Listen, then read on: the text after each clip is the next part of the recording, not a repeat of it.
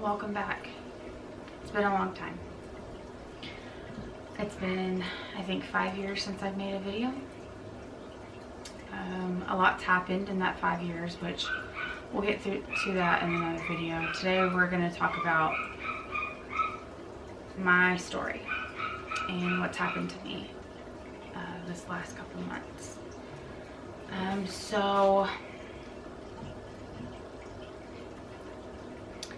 August 4th, John and I found out we were pregnant, and we didn't think that that was ever going to happen again because I've had some crazy hormone issues. Since 2015, I've been on progesterone supplements, estrogen blockers, and we always wanted a third child, and we thought originally that foster care was supposed to bring us that third baby or that third child. It didn't necessarily have to be a baby, but we thought that that was going to complete our family.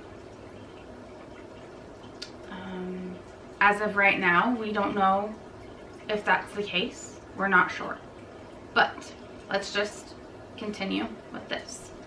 So August 4th, I took a pregnancy test. I was supposed to have my period August the 6th, and lo and behold, the test came back positive. I didn't believe it for a second, so I actually went to the store and grabbed 2 more tests. The test I originally took was like those cheap 98-cent tests. I was like, I've had this for a while, there's no way. So I came home, I got a digital one and the regular one. I took both those tests and they both came back positive. I am working with a hormone doctor. She's a homeopathic doctor. I called her, and the very next day I came in for a blood test. I had my progesterone levels checked and my HCG. Those levels came back 15 for the progesterone, and optimal was 21.6. And my HCG levels were 1,515. I began taking a progesterone capsule, the 200 milligrams, along with the cream that I was already prescribed. I did this from week 5 all the way to week 11. Each week I would go have my blood tested. Up until week 8, I had my HCG levels tested as well. My HCG levels went up every week. They went, I'm just going to read them for you in a row: 4,107, 21,842, 49,029, 81,895. And then after that week, I didn't need to test my HCG levels anymore. My progesterone levels came back optimal each time after that first week, to the point where I did have to go to 400 milligram capsules. I quit taking my cream and it was just on the capsules. I was able to go down back to 200 milligram capsules. I even went in to have my blood tested, my 11th week of pregnancy. My hormone levels came back just fine. Everything was good. Well, I had met with my natural doctor at week 7. We just talked about what to expect in the upcoming weeks.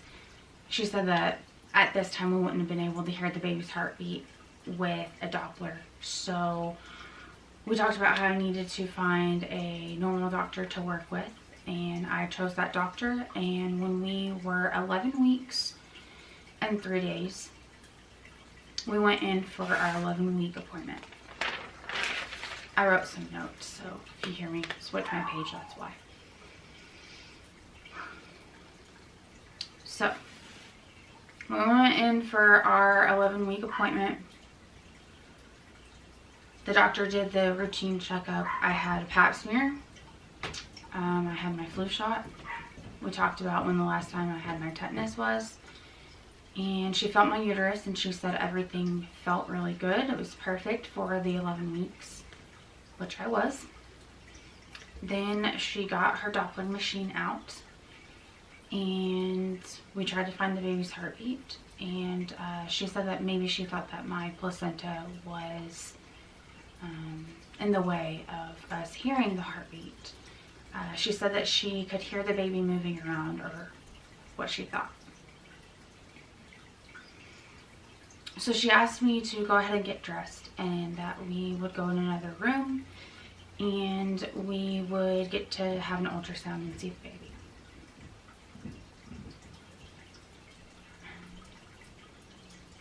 I prayed that the baby was going to be okay, and that she just couldn't find the heartbeat, and we were going to see the baby in just a minute and everything was going to be fine. So I get dressed, John is with me, and we go in the other room. She starts the ultrasound. You can see the baby's head. You can see that the baby has hands and fingers and toes and all of that. But I've had 2 kids, so I knew something was wrong. Something didn't seem right.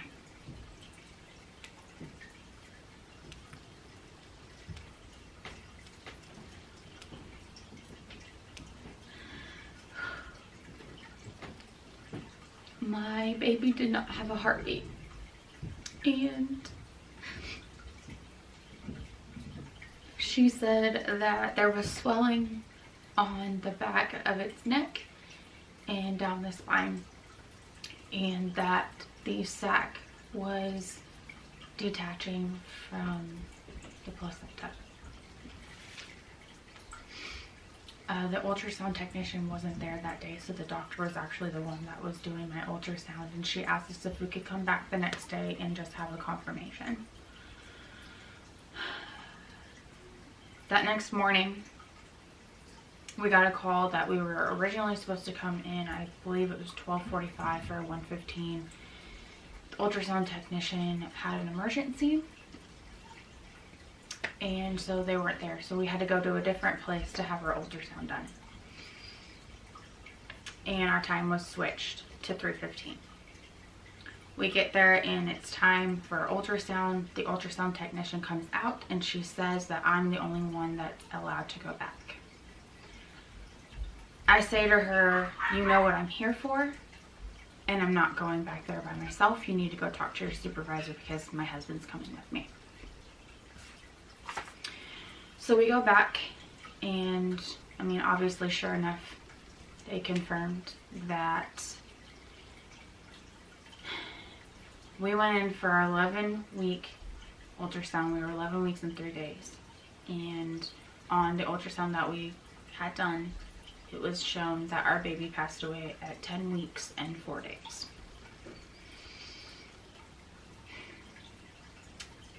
So we just barely missed being able to see our baby alive with a heartbeat.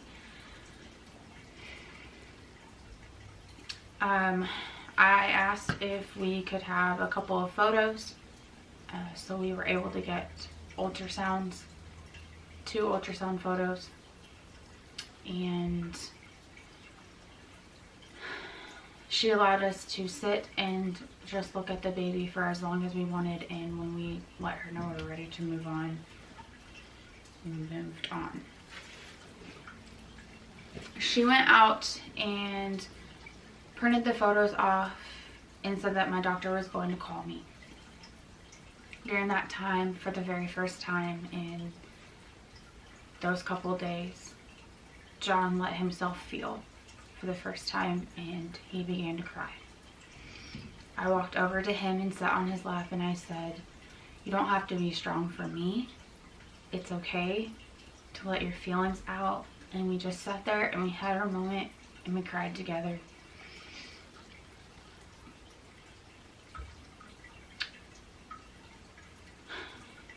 This is where things get really hairy and really messed up. So my doctor calls me. She says we need to head over to surgery waiting area to get checked in and to have labs drawn and all those things to prep for surgery, because I had decided that I was going to have a D&C. I, for me, felt like I could not go home and do this on my own emotionally to have this miscarriage by myself. So I felt like a D&C was the best option for me at this point. We go over to surgery waiting, and they let us know that our insurance needs a prior authorization and that could take days, and they didn't know if we were going to be able to have our surgery on Friday and that we would have to wait until Monday. I let them know that that was not going to be possible. They were going to have to get it done on Friday, because if I started passing this on my own, that I wasn't going to make it until Monday. I guess I need to back up a little bit. I was not having any bleeding, any cramping, nothing. I was having the normal symptoms of pregnancy. So to me, it's still a mystery as to what has happened and why my baby did not have a heartbeat.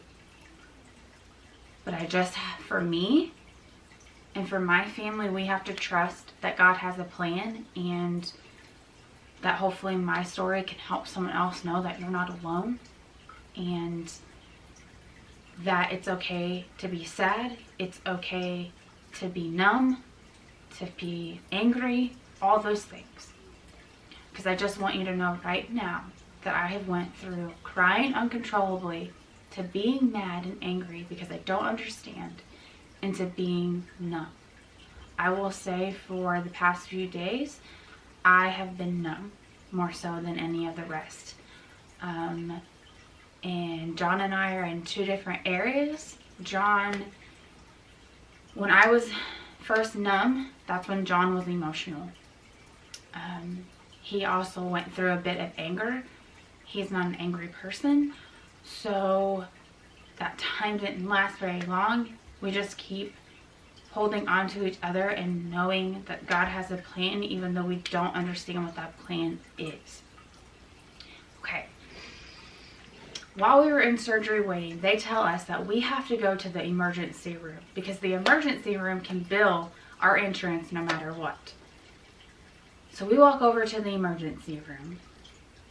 We do our vital signs, our intake, all of that over there, and then we are told that we are supposed to go back to surgery waiting. Mind you, this isn't just a 2-second walk over to the emergency room. It's a hop, skip, and a jump. It's a walk. So we go back to surgery waiting. The gentleman took us over there from the emergency room. He then lets us know, we're going to figure out how to get you your surgery tonight. We're not going to make you wait until Monday, but it's going to be a little bit, so sit tight.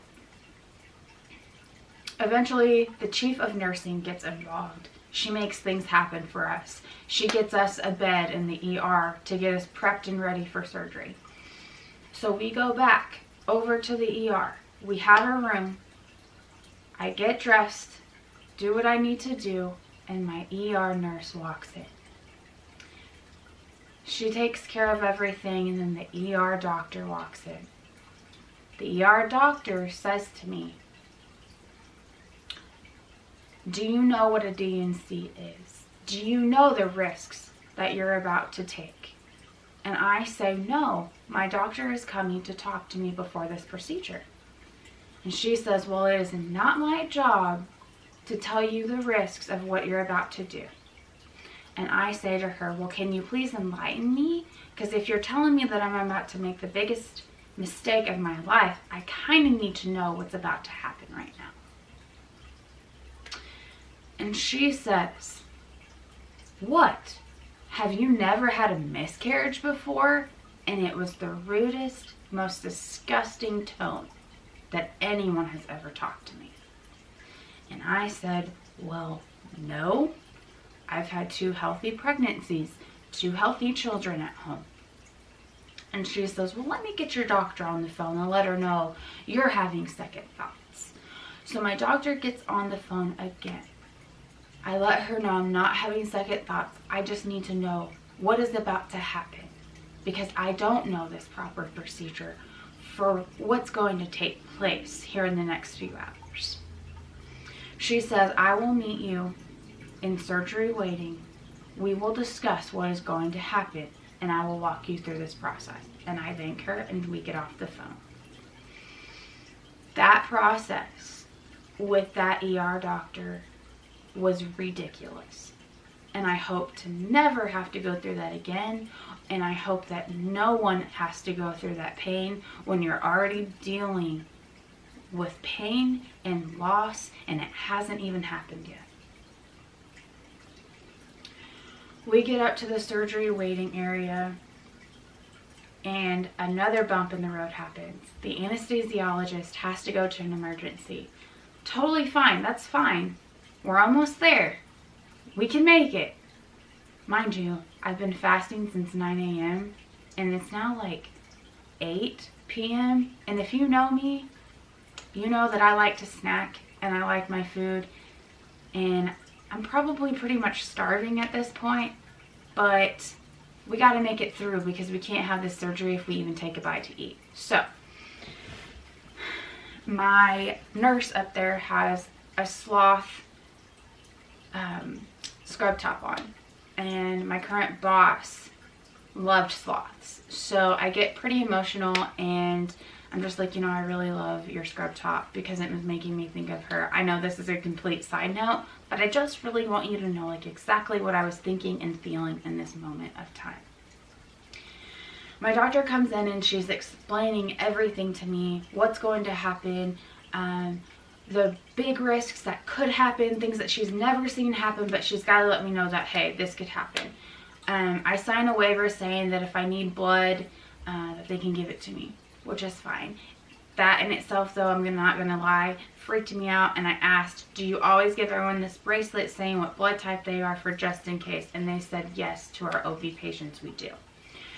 So I get my Versed, and they wheel me back to surgery, and my doctor's holding my hand while I have the mask on with the medication that's going to put me to sleep.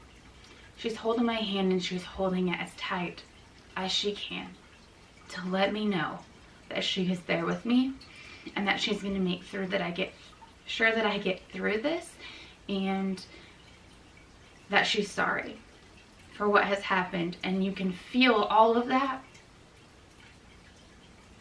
in the way she's holding my hand. So I wake up from surgery.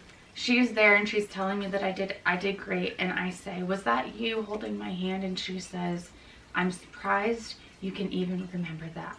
And I said to her, you have no idea how much that meant to me. Knowing that this day has been the worst day of my life. And we've been through so many bumps during this road to try to get to the surgery. I don't think I had my surgery until about 9 o'clock. You have to wait in the post-op room for an hour. That's where you get your snack, and I'm talking it up with the nurse and just trying to not even think about what I just went through. I get back to my husband, and it's hard because the baby's gone, and you yourself, like, you had that baby in your body, you carried that baby. Now it might have only been 11 weeks, but it doesn't matter because it's a baby, it's your child, it's yours, and don't you let anyone tell you any different. There are a lot of opinions out there in the world, but I'm going to tell you right now, that is a baby, and it was mine. And we, as a family, are going through loss. I get home the next morning, and I have my kids with me, and obviously we have no idea at that point if it was a girl or a boy baby. So we decide that we are going to name this baby after my maiden name, Parker, and We also decided that if we had a boy baby, that the middle name was going to be Jude. And I know we don't know, but we feel like this baby was a boy. So our baby's name is Parker Jude. And I also want to say, they give you options of what you want to do when you have this procedure. If you want the hospital to dispose properly,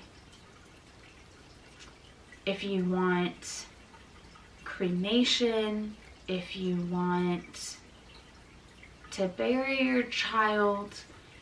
And I understand I was not 20 something weeks, I was not 30 something weeks, I was 11 weeks. But we feel as our family that we wanted to cremate this baby. So John and I met with a local funeral home, and that is what we decided. I don't know how it is in every area, but I just want you to know, for us, the funeral home met with us and they told us that since this was an infant loss, that our baby would be taken care of and paid in full, provided by the funeral home. That is not something we were expecting, but that is an amazing thing that they offer that, especially when you're going through such a rough time to begin with. And so we are still currently waiting for our baby to come back, but they told us that they offer a white urn, and I just feel like that is really special, and to me it's angelic. And as the day went, on my day that I had surgery, I had this image in my head of what my baby looked like, and I could see a toddler running in tall grass in a field. And this baby had dark brown hair, and he looked just like my husband. Now again, my children, they have lighter colored hair. They don't have dark hair yet, which they possibly could eventually, but they don't right now. And just seeing this baby look like my husband was just like the best feeling in the world. And then later on in the day, I saw like an 8-10-year-old little boy. And then a little bit later, and this image in my head was a high school child, and he legit looked just like John. So that is what I believe. I believe that my baby is in heaven, and he is running around with previous members of our family that have passed away, and he's watching over us. And that gives me hope, and it brings me joy, and it brings me peace. For any of you that are going through a miscarriage, I think it's really important to remember to do self-care, whatever that needs to be. I thought about a lot of really random things, but I've come up with the idea that I'm getting a new tattoo, which all my other tattoos that I already have are family oriented. So I just felt like to better serve this situation, why not get another tattoo and have this baby on me forever, and to know that this baby will never be forgotten. I think it's important that if making a scrapbook, to have the memory of this of your child. I also did that, which I'm hoping to insert somewhere in this video. I think that's important, to just be really close to your family during this time.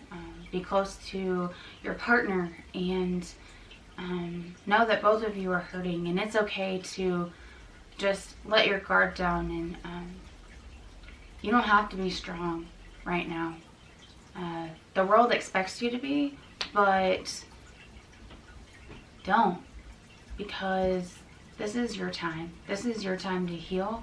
This is your time to focus and grieve your loss. because only you know what's going to help you, and there's never going to be a time that this is going to feel better, because it's not. You're always going to hurt, and the stages just might be different. I was reminded a little bit ago that when it comes time for my due date, which we were due April the 13th. When it comes time for April the 13th, I'm going to probably be a basket case all over again. And that's okay. We were supposed to find out the gender on November 23rd, that week. I'm going to just try to surround myself with my family at that point in time. We have birthdays during that time, so this never gets easy. I also understand that I do have 2 healthy children at home. I'm very thankful for that, but this still hurts. And trying to find the right answers to tell your kids for what had happened, trying to answer all their many questions that they have when you don't have answers yourself. For me, again, for me and my family, we have to rely on God right now, because He's the only one that's going to get us through all of this. And our new church, they've been amazing, and they've really helped us through this time. The children's pastor has been amazing and really lifted up our kids and lifted us up in prayer, and I'm so very thankful for that, because God knew what we needed, and He put this church in our path at the very right time. So I thank you for watching this. I know this has been really long, but I just wanted you to see what I went through, how hard it's been, how hard it's going to continue to be, but to know that I have people that support me and love me. That is what's going to get me through. And I just want you to know that if you feel like you don't have someone that you can talk to, I'm here all the time, day and night, and I promise you that. And thank you for hearing me out, and I wish you guys the best, and I hope that you can do something that you enjoy today or this week, and I'll see you again soon. Thanks.